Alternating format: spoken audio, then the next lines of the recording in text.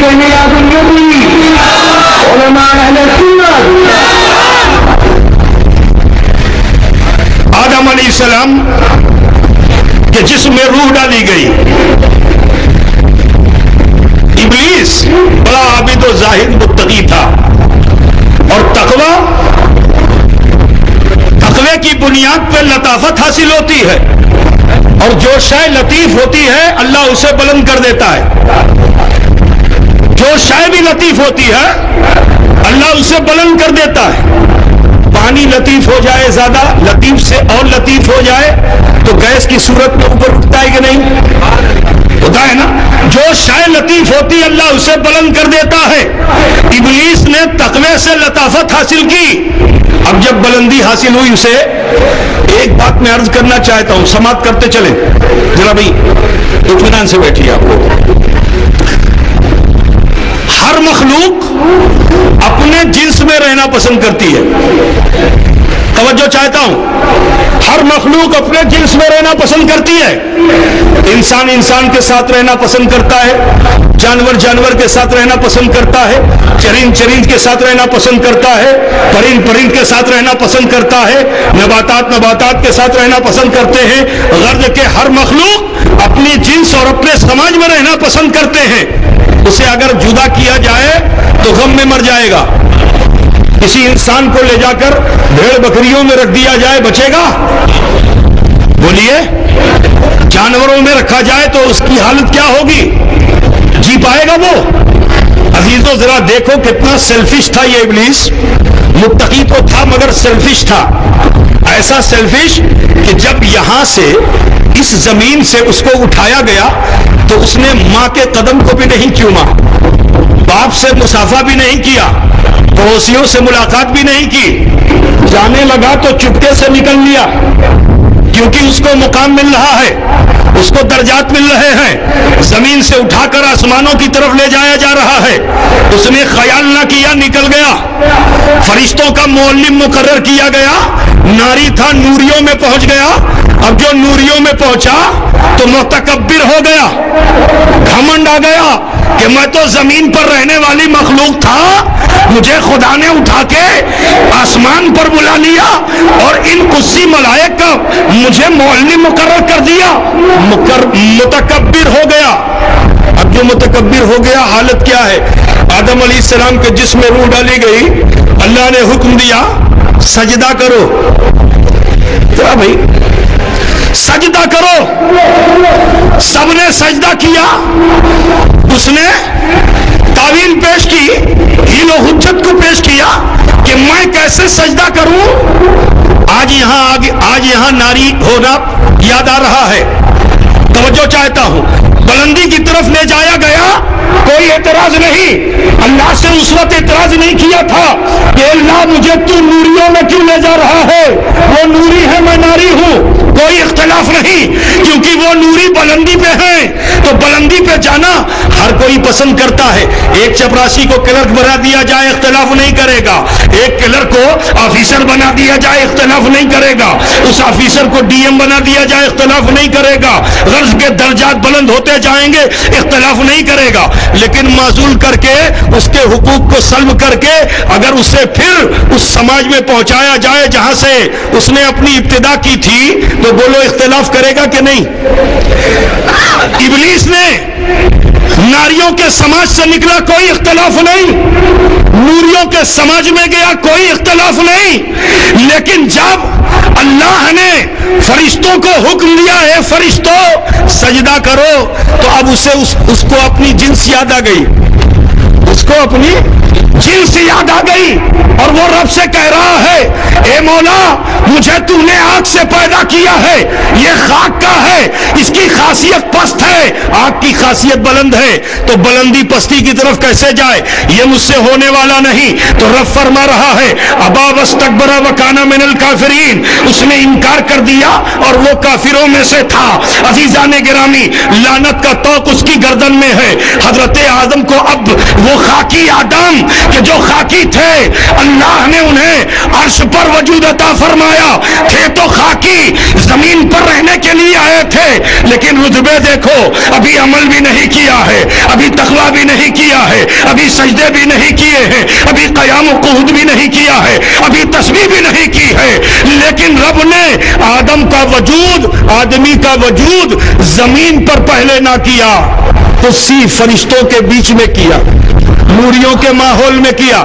ذرا خیال کیجئے, اب جب اسے لعنت کا توق ملا, آدم کو بلندی ملنے لگی, آدم نے نور کے ماحول میں تھے, اور نور کو رب نے ان کی پشت میں رکھا تھا. حضرت آدم کو خبر نہ تھی, رب سے عرض کیا, مولا میں نے تو تقویٰ نہ کیا, میں نے تو پرہیزگاری نہ کی, میں نے تو کوئی تیری بارگاہ میں تسبیح نہ کی, اے مولا مجھ میں کیا خوبی ہے کہ تو نے تمام فرشتوں کو میرے قدموں میں ڈال دیا. تو اب اے مولا جو مجھ میں خوبی ہے اس کو ظاہر فرما, اے مولا میری خوبی کو مجھ پر ظاہر فرما. اللہ نے آدم کی دعا کو قبول فرما لیا. جیسے ہی آدم کی دعا قبول ہوئی, پشت سے نور کو نکال کر پیشانی میں رکھ دیا گیا. اب جو نور کے جلوے حضرت آدم نے دیکھے تو عقیدت نے کہا, تعظیم میں تم بھی جھک جاؤ اے آدم. آدم جب جھکنے لگے تو رب نے فرمایا, اے آدم تم نہ جھکو, کیونکہ تم جھکو گے تو نور محمدی جھک جائے گا. اے آدم تم اپنے سر کو بلند کر لو.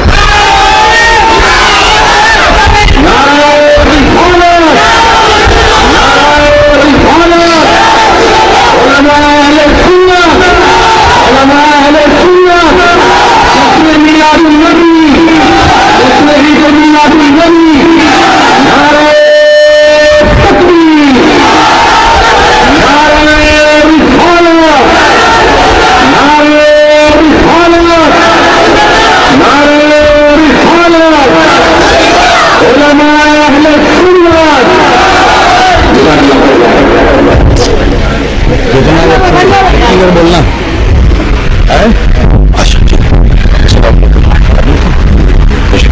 درود پاک پڑھ لیں. اللہم صلی علی سیدنا و مولانا محمد مبارک وسلم, صلاۃ و سلام علیک یا رسول اللہ. خیال فرمائیں, آدم نے عرش کی طرف نظر ڈالی, جہاں اللہ کا نام وہیں محمد رسول اللہ کا نام. پہلی ذات ہے کہ جس نے اسم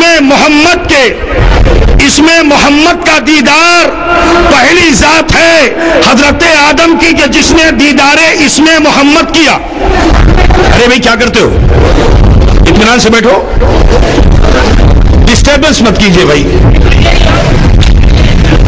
منڈی ہے یہ مجھے معلوم ہے, لیکن ابھی منڈی پہ کا زبر جو ہے پیش میں بدل دو. اب منڈی نہ رہے, صرف منڈی رہے, ٹھیک ہے. منڈی میں منڈی ہوتی ہے, لیکن وہ منڈی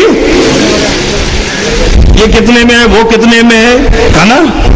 ابھی سوال تم کو نہیں کرنا ہے, ٹھیک ہے, ابھی صرف سننا ہے. ایک مرتبہ اور درود پاک پڑھ لیں. اللہم صلی علی سیدنا و مولانا محمد مبارک وسلم, صلاۃ و سلام علیک یا رسول اللہ. آدم علیہ الصلاۃ والتسلیم نے اپنے سر کو اٹھایا, اللہ کے نام کو دیکھا, محمد رسول اللہ کے نام کو دیکھا. ادھر آدم کو عروج حاصل ہو رہا ہے, اور ادھر ابلیس کی گردن میں لعنت کا توق. تو خدا کی بارگاہ میں تو اچھے برے سبھی حاضر ہو سکتے ہیں نا. یہ ابلیس بھی گیا, کہا اے مولا میں نے تو پوری زندگی عبادت میں لگا دی, تسبیح میں لگا دی, مصلی میں لگا دی, اے پروردگارا اتنا سفر کیا کہ فرش سے عرش پہ آ گیا. عبادت میں اتنا مصروف رہا کہ فرش سے عرش پہ آ گیا. اے مولا تیرے یہ بندے دنیا میں جائیں گے, خون خرابہ کریں گے, کفر کریں گے, شرک کریں گے, لیکن کفر و شرک کی بنیاد پر بھی جب وہ لوٹیں گے تیری طرف تو تو اسے معاف کر دے گا. میں نے تو ایک خطا کی ہے, تیری بارگاہ میں نہیں. تیری تخلیق, آدم جب وجود میں آیا تو میں نے آدم کی شان میں خطا کی ہے, تو اے مولا تو مجھے معاف کر دے. تو رب تعالی ہر کسی کو موقع دیتا ہے. ابلیس کو بھی موقع دے رہا ہے. کہا اے ابلیس جا میرے محبوب کو راضی کر لے. توجہ چاہتا ہوں, میرے محبوب کو راضی کر لے. اگر وہ تیرے لیے دعا کا ہاتھ اٹھا دیں گے تو تیری خطا معاف. وہ راضی تو میں راضی, وہ راضی تو میں راضی. اب ذرا سوچئے, اس کے لیے کوئی صاحب دعا نہیں, کیونکہ وہ سب کے لیے صاحب دعا تھا. اب صاحب دعا جو گزشتہ صاحب دعا تھا مردود ہو گیا. اب اس نے سوچا کہ میں تو خود صاحب دعا ہوں, میں تو خود دعوت دینے والا ہوں, اب میں کسے صاحب دعا بناؤں؟ اور مقدر بدلتا نہیں جب تک صاحب دعا نہ کرے. لا يتبدل القدر الا بالدعاء. تقدیر نہیں بدلتی ہے مگر دعا سے بدل جاتی ہے. تو دیکھو ابلیس کو بھی یہ معلوم ہے, جب رب نے فرمایا کہ جاؤ میرے حبیب کو راضی کر لو, وہ راضی تو میں راضی. وہ دعا کر دیں گے تو تمہارا مقدر بدل دوں گا. تمہارا مقدر تو یہ ہے وَكَانَ مِنَ الْكَافِرِينَ, وہ کافروں میں سے تھا, رہے گا بھی. لیکن رب نے موقع دیا کہ اگر تو صاحب دعا کو راضی کر لے تو تیرا مقدر بدل دیا جائے گا, تیری تقدیر بدل دی جائے گی. ابلیس بھی مجبور ہو کر, مسرور ہو کر نہیں, مجبور ہو کر گیا. کہا چلو یہ لعنت کا توق نکلوا لیا جائے. لعنت کا توق نکلوانے کے لیے جنت کی طرف بڑھا.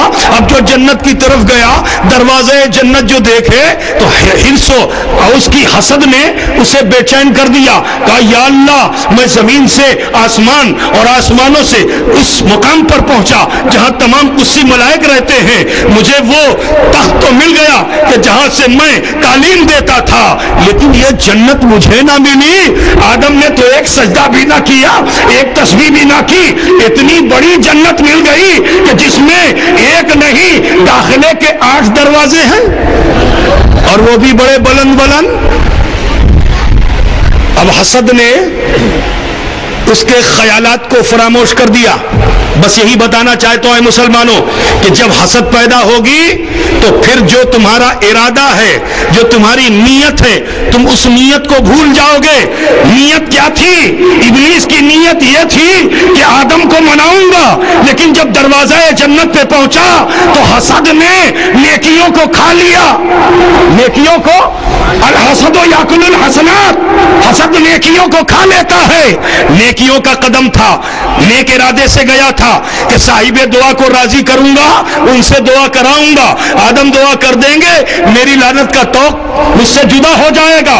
لیکن جیسے ہی دروازے جنت پہ پہنچا, حسد کی سیاہی نے اس کے ارادے پر سیاہی پھیر دی, اور وہ اپنے ارادے کو فراموش کر کے اب حضرت آدم کو جنت سے نکالنے کی فکر میں لگ گیا کہ جنت سے نکالیں. اب جنت سے نکالیں. المختصر حضرت آدم کو جنت سے نکالنے کے لیے داخلہ کیا اس نے. حضرت آدم سے ملاقات ہوئی تو حضرت آدم سے کہا, آدم جنت دیکھی؟ کہا بڑی اچھی ہے. کہا سب تو دیکھا, اس درخت کو دیکھا؟ کہا کہا پھل کھایا؟ کہا رب نے فرمایا لا تقربا هذه الشجرہ, اس درخت کے قریب بھی مت جانا. آدم علیہ السلام کی بارگاہ میں اس نے منطق پیش کی, آپ نے رد فرما دیا. اب حضرت حوا کے پاس گیا, جا کے حضرت حوا سے پوچھا جنت دیکھی؟ کہا ہاں دیکھی. کیسی ہے؟ کہا بڑی اچھی ہے. کہا سب کچھ دیکھا؟ کہا دیکھا. یہ درخت دیکھا؟ کہاں دیکھا. پھل کھایا؟ کہا نا رب کا فرمان ہے لا تقربا هذه الشجرہ, اس درخت کے قریب مت جانا. تو اب وہاں اس نے اپنا فلسفہ پیش کیا کہ ٹھیک ہے, درخت کے قریب نہ جانے کا حکم دیا ہے اللہ نے, نا کھانے سے تھوڑی منع کیا ہے. جانے سے منع کیا ہے, کھانے سے نہیں منع کیا ہے. میں لا دیتا ہوں. حضرت حوا گئی, جا کے حضرت آدم کو منایا غرض کے, اس پھل کو کھایا. آدم علیہ السلام حضرت حوا کے ساتھ اس دنیا میں تشریف لائے. صاحب دعا تھے, توجہ چاہتا ہوں, صاحب دعا تھے جن کی بارگاہ میں ابلیس کو بھیجا گیا تھا کہ اگر ابلیس کی بڑی خطا کو معاف کرنے کی صلاحیت آدم میں تھی کہ آدم اگر معاف کر دے تو خطا ختم, لیکن وہی آدم جب اس دنیا میں تشریف لائے، نبی وہ ہوتا ہے کہ جس کے اشارے پر کائنات کا نظام چلتا ہے، نبی کے اشارے پر چاند ٹھہر جا، چاند کے 2 ٹکڑے ہوتے ہیں، نبی کے اشارے پہ ڈوبا ہوا